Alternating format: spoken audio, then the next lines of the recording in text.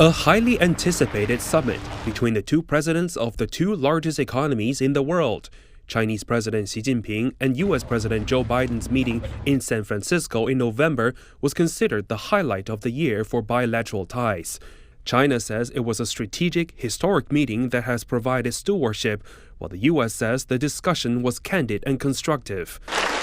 The Chinese president received a warm welcome at a special dinner, where he delivered a speech cherishing the China-U.S. friendship. No matter how the global landscape evolves, the historical trend of peaceful coexistence between China and the United States will not change.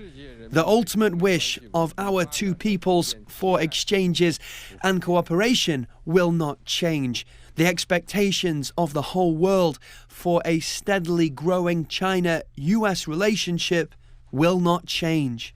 Among the participants were people in the U.S. who had previous interactions with President Xi, an occasion to reunite with old friends. I was the governor that hosted Xi Jinping 1985, so we are just honored to be invited to be part of this. We are the two biggest economies in the world, and it's important that we work together, and we are mutually dependent on each other.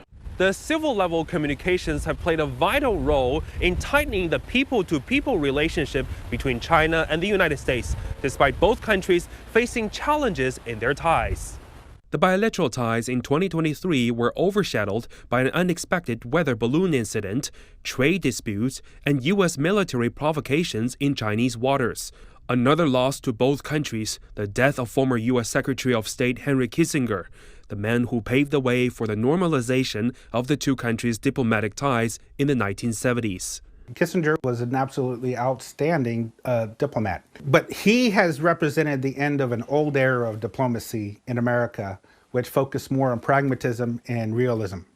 That has already ended.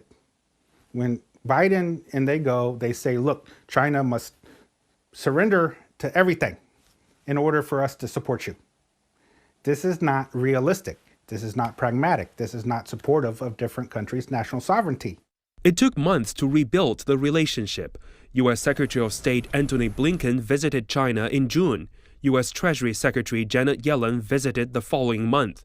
And then senior Chinese diplomat Wang Yi visited the U.S. in October. Multiple opportunities were taken by the two sides to exchange views on regional and international issues.